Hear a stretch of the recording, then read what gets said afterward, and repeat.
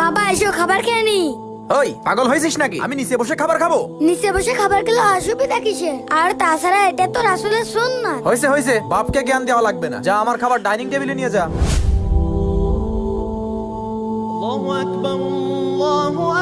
এই মার মার, আজকে অফিস বন্ধ, সারাদিন গেম খেলবো, অনেক মজা হবে।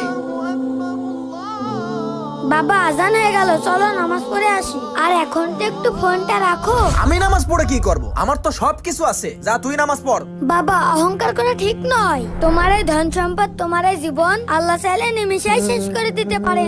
বাবা এখনো সময় আছে, নামাজ পড়া শুরু করে দাও। এই কানের নিচে দিয়ে একদম কান গরম করে দেবো। যা এখান থেকে। বড় বড় লেকচার দেওয়া শিখেছে। আল্লাহ, কি হলো? ওঠো বাবা, ওঠো বাবা।